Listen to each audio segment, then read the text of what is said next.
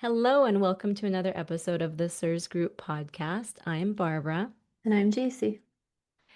and today we thought it was a good time to give y'all a little health and move update from the both of us in case we can share some of the lessons we've learned and maybe hopefully help you guys either avoid the mistakes we did or take tips and tricks from us as far as where we're at right now with our health and our living situations. So, but of course, before we get into all that, none of this should be considered medical advice or remediation advice. Always consult with your preferably shoemaker certified practitioner or CIRS literate IEP for anything that you decide to do for your situation.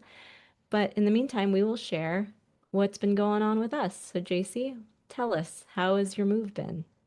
Yeah, so I moved to Utah at the end of June. Prior to that, I'd been living in Denver, and I'd been there for about 10 years, and I really like the climate in Denver, but the cost of living is so high. And then last summer, I had a bunch of leaks from our AC unit, and before that, I tested and we were Hertz Me 3, and then after that, I tested and we were Hertz Me 10, and most of that was from Stachybotrys, aka black mold. So I didn't test again right before I left, but I have a feeling, mostly because of symptoms, that that black mold content was slowly growing before I moved. So it was just like it was time for me to go for a lot of different reasons. But I ended up moving to kind of in between Salt Lake City and Provo. So it's very similar to Denver in terms of altitude. And I would say the climate is like Denver and Arizona had a baby. Like it's still mountainous, but it's a lot more dry and way hotter than Denver is. And then I also have kind of more community here than I had in Denver because I had been in Denver for a long time, but all of my friends had moved away. So it was kind of just me on my own out there. But here I have a little bit of a community, so that's nice to I think I've shared with you, Barbara, I've gotten out of my house more in the past 4 weeks than I did in like a year in Denver. So Yeah. so it's been really good. Yeah, do you feel Um, like that's been good for you? yeah, I think You I'm you reluctantly admit you're like, yeah. yeah. I think I'm very naturally an introvert, so it's very easy for me to just like stay home in my jams. And so one thing I'm trying to do is not necessarily like initiate things so much as just leaning into opportunities to get out and connect with people. Just leaning into that. This is baby steps. We'll get there. Yeah, I like it. So just practically for the move, we did a whole episode on renting with CIRS. So if you want to see like how I found the spot I'm in now, definitely check that episode out. If you're a CIRS group member, I also did a class on relocating with CIRS, which was really informed by my experience with finding a place to move to. So there's resources for that. But in terms of, practically how the move went, I cleaned as I came in. So I moved on the 21st. So I drove from Denver to Salt Lake City area on the 21st and started cleaning as I was bringing stuff in.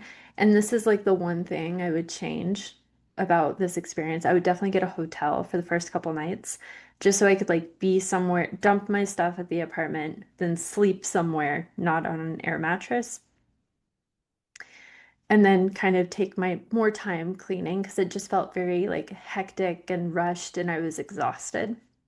So I think I would also, if I had the financial means to, I would definitely hire like a cleaning company just to help me and I would teach them about small particle cleaning so that that part wasn't so burdensome to me and I totally like the money for the hotel and the money for the cleaning people, like I would happily spend that now if I could go back in time and do that.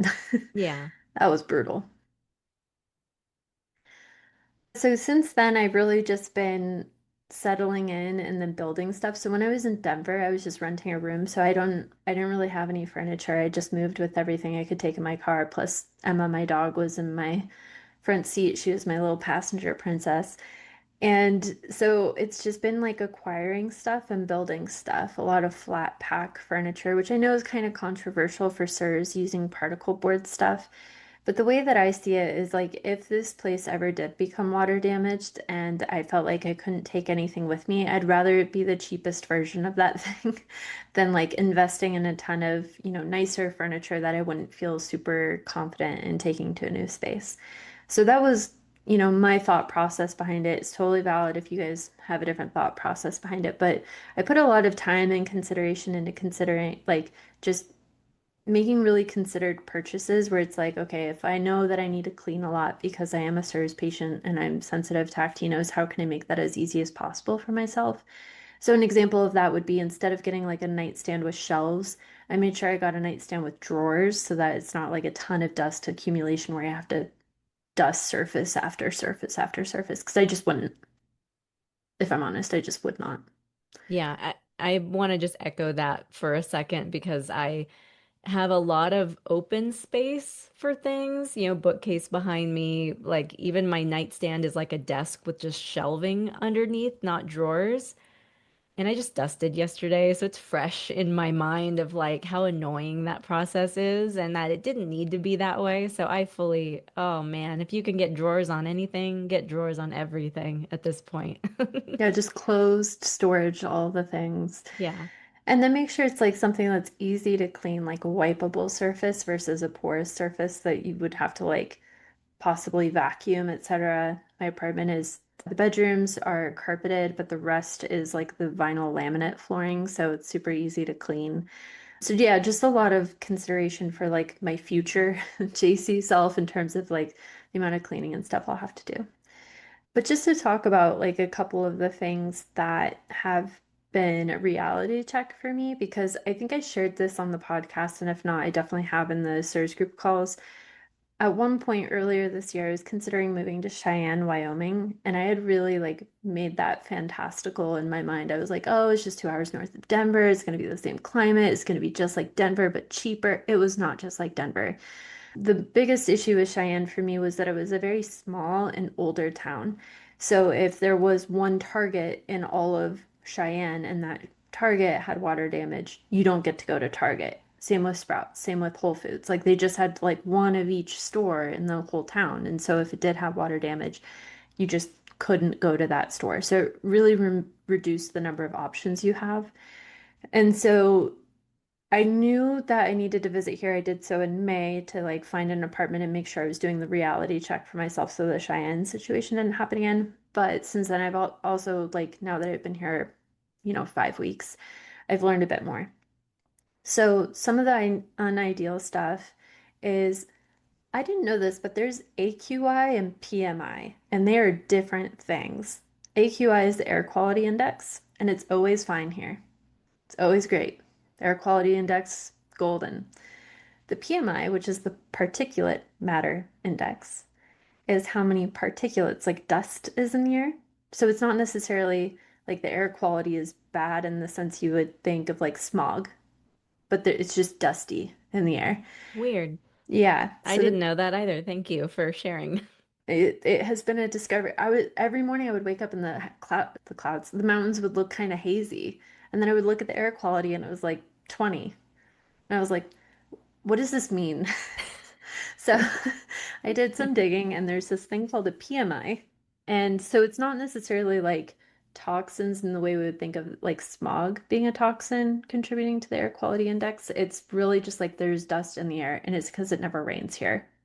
It's also really hot. It's hotter than I expected. Like I was expecting more like Denver, which is like, I don't know, it can get in the hundreds in the summer, but more often it's like 80s, like mid to high 80s. Hmm. Here it's like, I think it might be an altitude thing or because we're more north, but like it's hot and the UV index is 9 all of the time. Hmm. It's like we exist on the surface of the sun. Like it feels like Las Vegas sun Oh no. is really hot. But I just moved all my outside activities to earlier in the day when I take my dog Emma out in the early afternoon. I try and make that a P trip versus a, number two trip where she's going to take more time.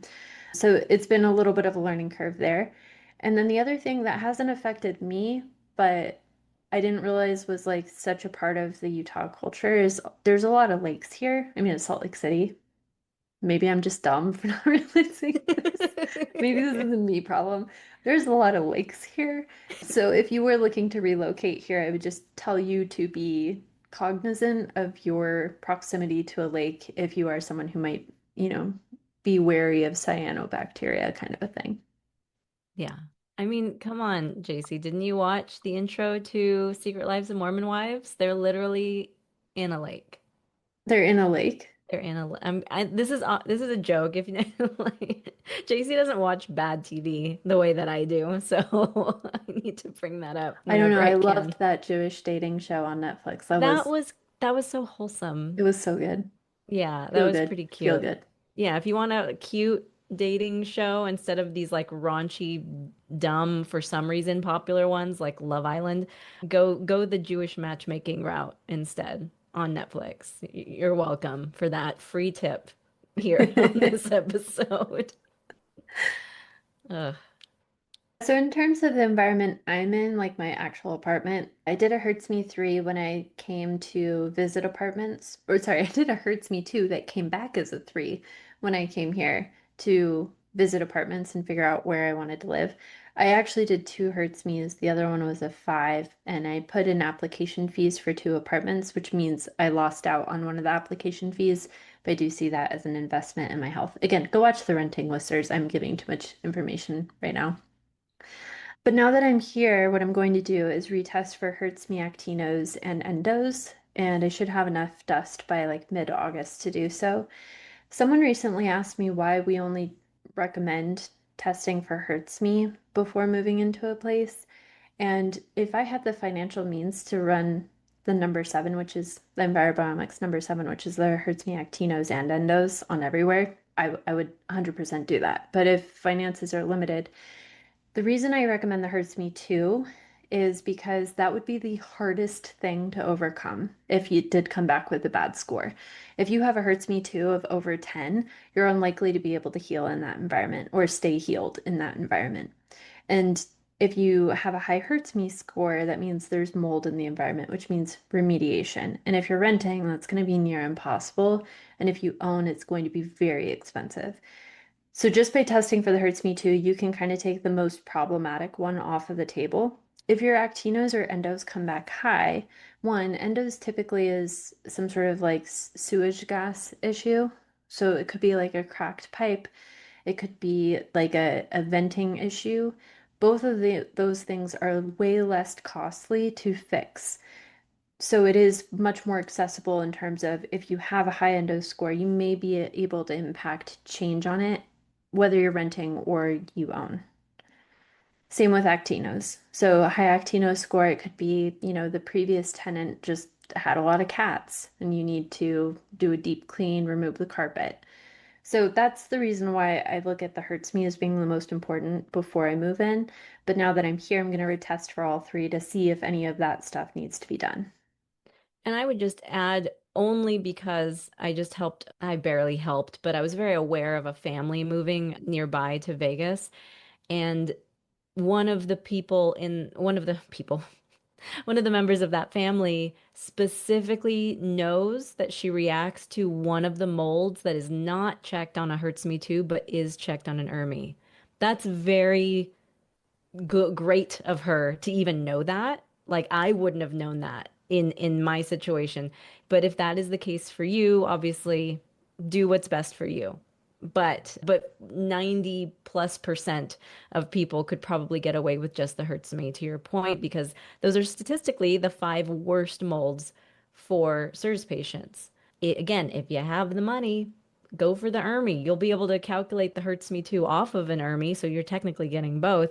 And if you know you're only testing a couple places, maybe you'll spring for the bigger test if you can afford that. So that's something to consider. Everyone is different, but again, what Jacie described is going to apply to most people.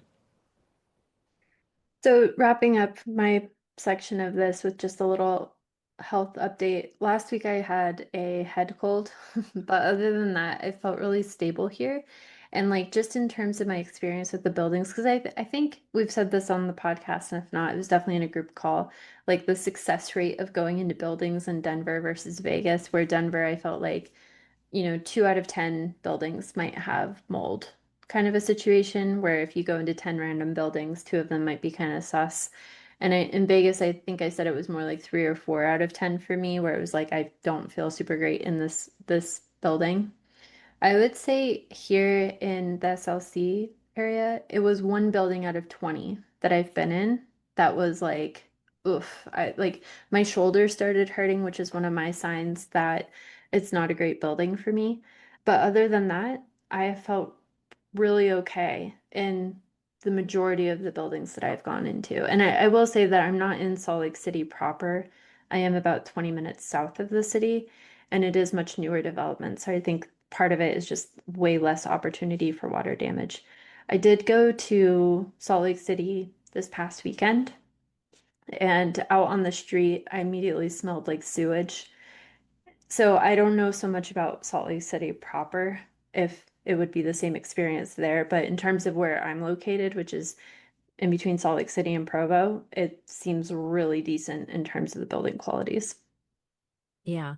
And that's definitely a factor. I think some people who are looking to relocate are looking at the general newness of the community itself, not just where they're buying a house or renting an apartment, but also how recent did all of the strip malls and stores and everything else get built in the area. And I know for me and where I am in Vegas, I'm in a slightly older part of town, so I think some of the places that I took Jacie while she was here were probably a little on the older side versus if I had moved to a newer part of town, maybe I would have experienced a little bit less of that. But, and if you're wondering, gee, nothing happens when I go into a bad building, get yourself a friend like Jacie, who is a little bit of a canary in a coal mine and can let you know that something is up as soon as it starts being up. And by up, I mean not good. And that was certainly helpful for me because then I would pay attention to how am I feeling right now? And I started to realize I do get some symptoms if I'm in a bad building, but I just really was not paying attention to them. But having her next to me going, this is not okay, made me go, oh, huh, that headache I slowly started to develop must be from this. And then that helped me develop my own spidey senses. So And I there you go. tested this, you guys. I didn't tell Barbara I wasn't feeling. We had to be in a building for like 4 or 5 hours. It was a Yeah, it's a long long time. time.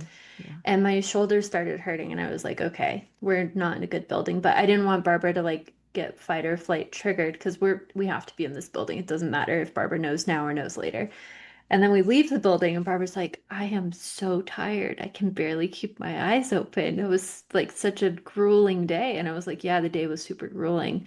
And I don't think I told you until later that day that I had not felt well in that building, just to see if, like, one, I didn't want to have that thing where it's like, oh, I said it, so now you feel something. So I wanted to Yeah. see if you really had a symptom after that.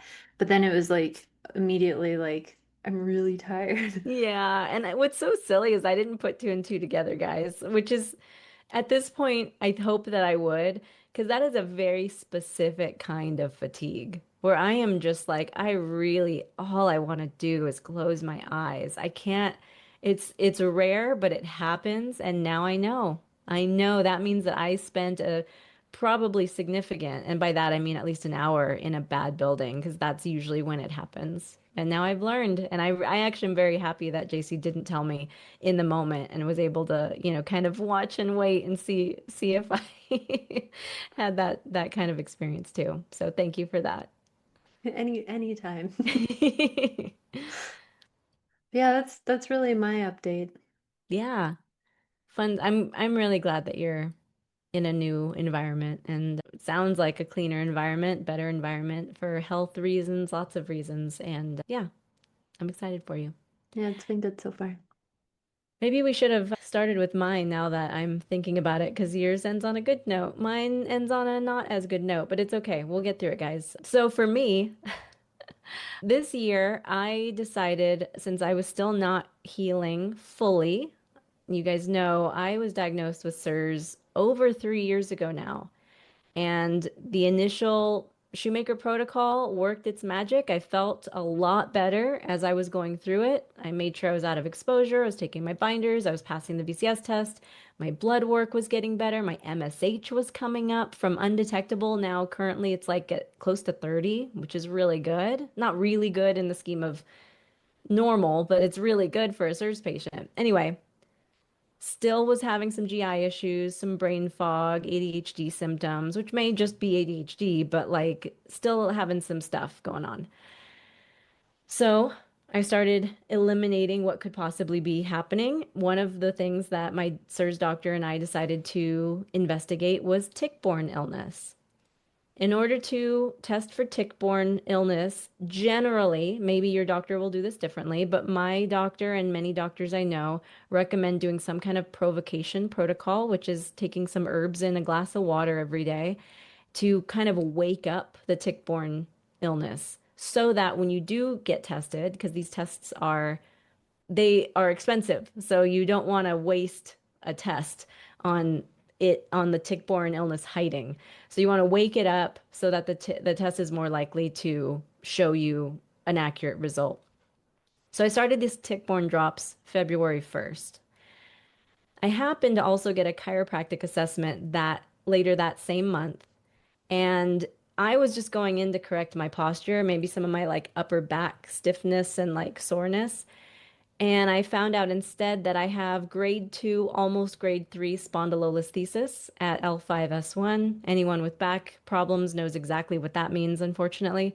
I think there's some overcompensation happening in my upper back and neck, so both are kind of like curve more than they should.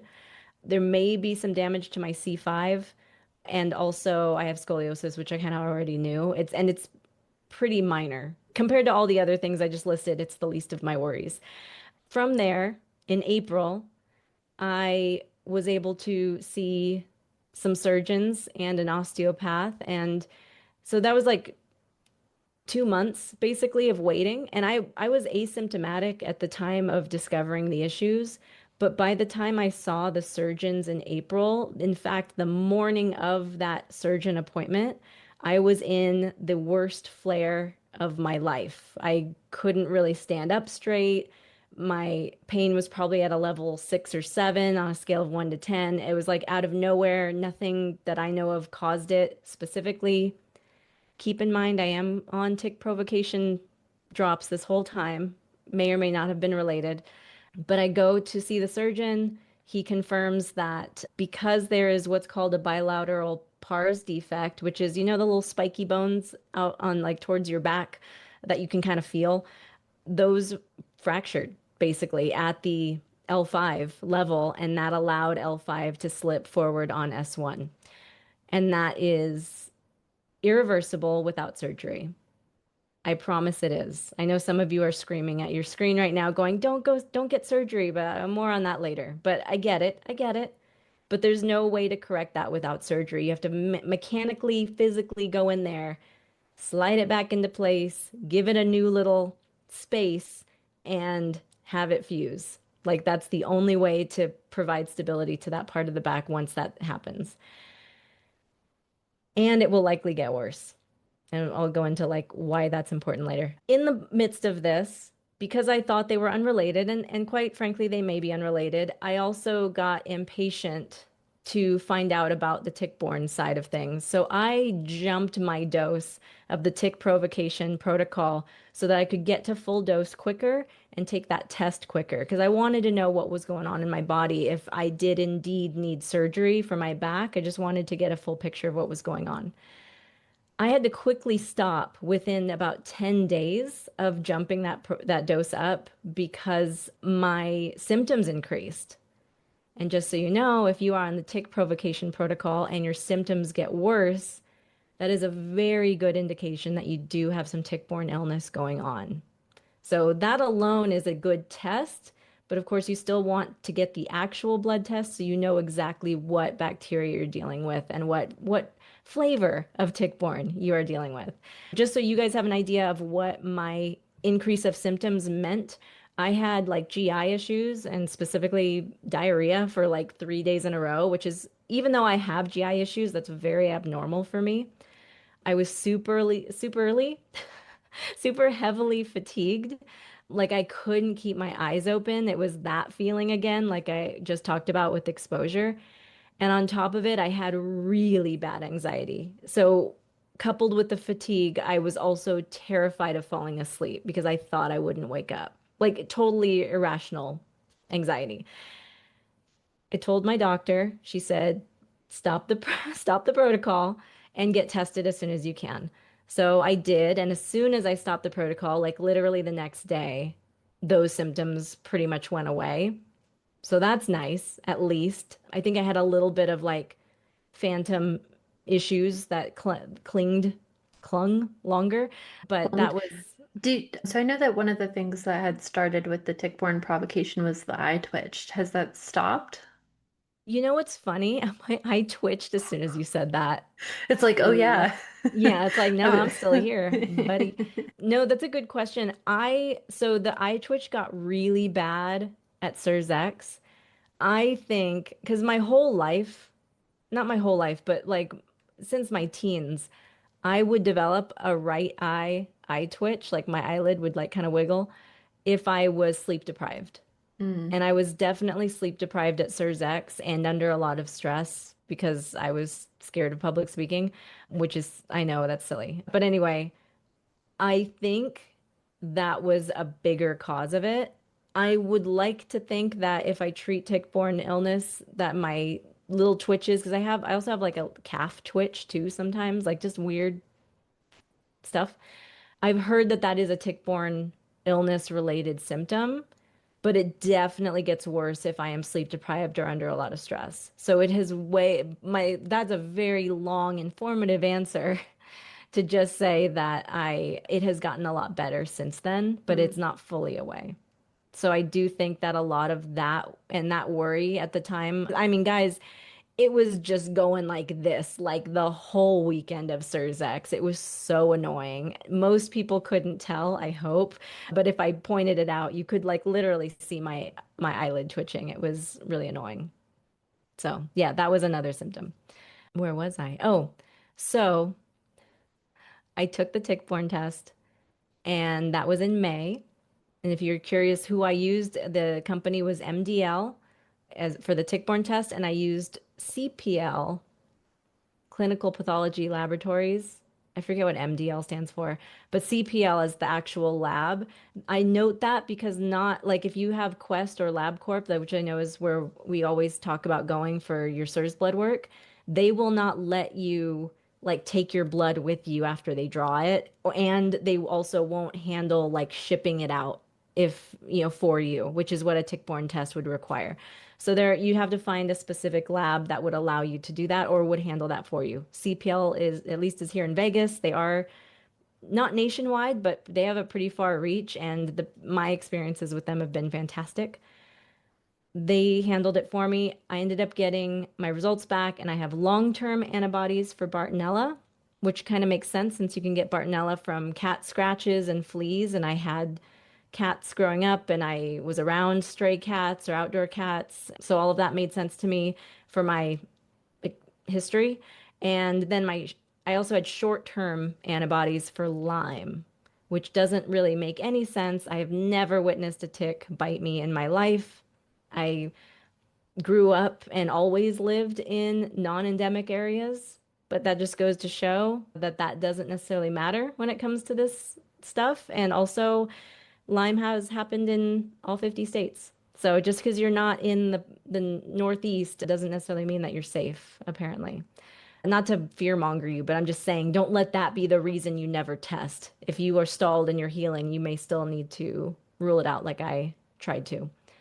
Since then, I considered attacking the tick-borne illness first because I felt like that was maybe the most urgent thing. I was also a little bit worried that the tick-borne symptoms were manifesting in my spine and my back issues. But after I spoke with a tick-borne specialist as well as a back specialist, both of which happen to be CIRS doctors, thankfully, so they have that context as well, I decided to pursue surgery first to correct my back and then tackle the tick-borne stuff afterwards. I know a lot of people in this alternate health space that we find ourselves in because CIRS is not super mainstream yet.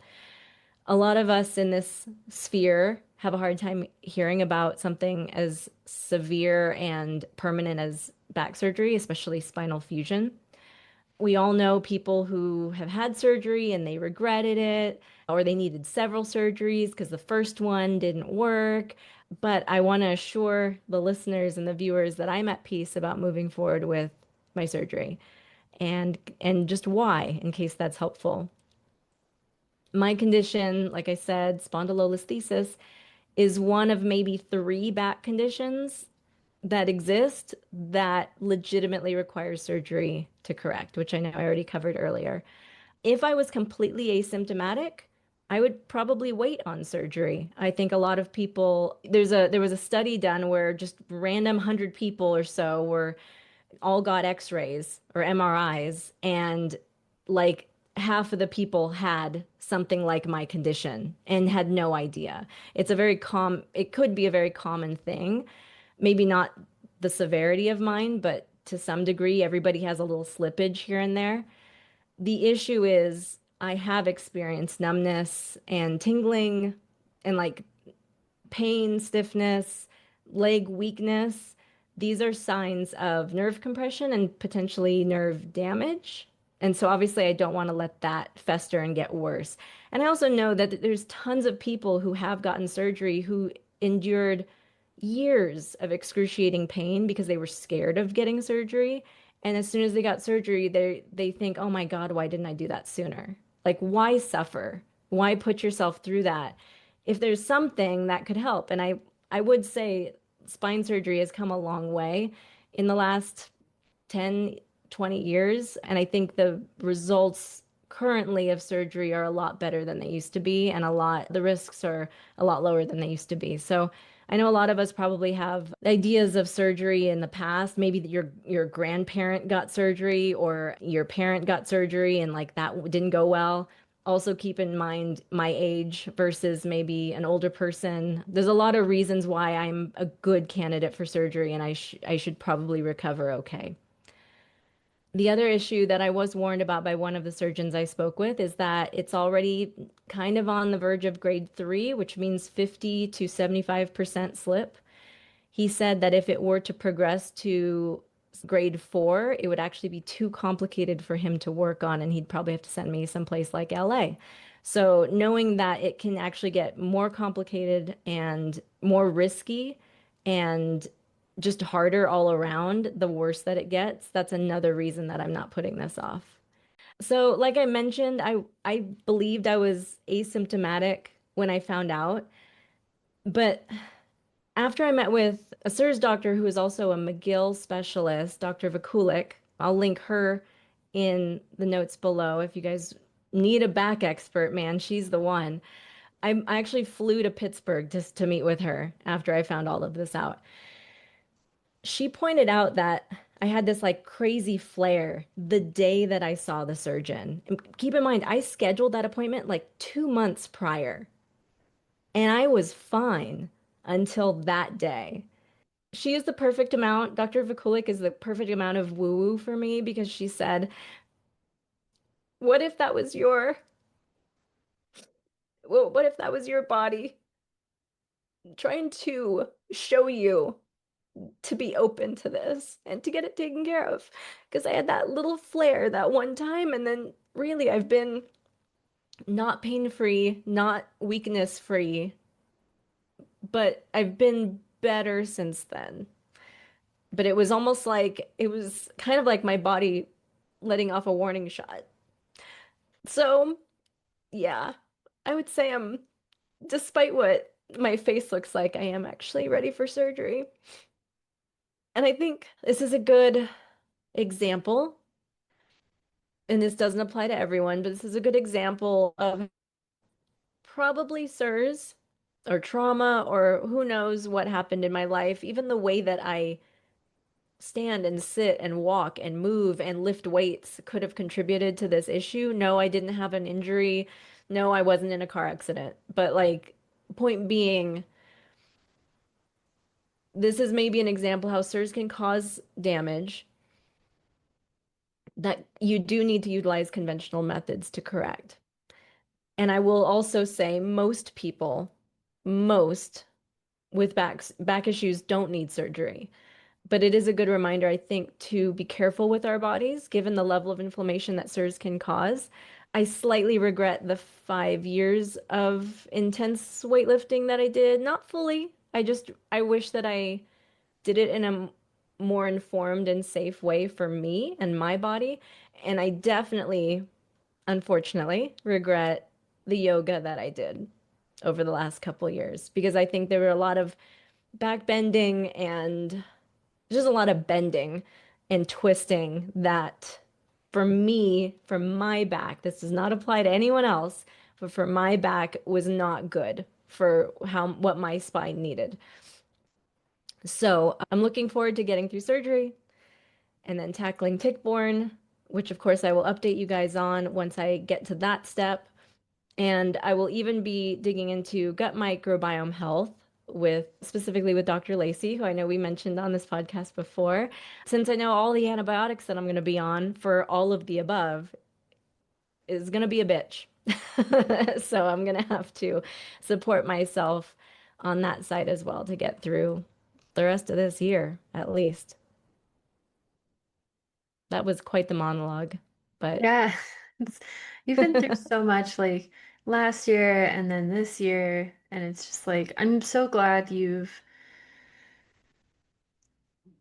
doing the best that you can given the crazy curveballs you keep getting pitched. Like really the amount of preparation in doing your due diligence and making sure that you see the specialist, that you are certain you need surgery, that you are taking care of yourself up to and after surgery, working with an osteopath, all of those things. You're doing such a good job of taking care of yourself through this. And I think it's a great example for CIRS patients that like CIRS alone is hard. And it's hard to take care of yourself through that and then to have this on top of it. Like you're really an example for the rest of us doing our thank best.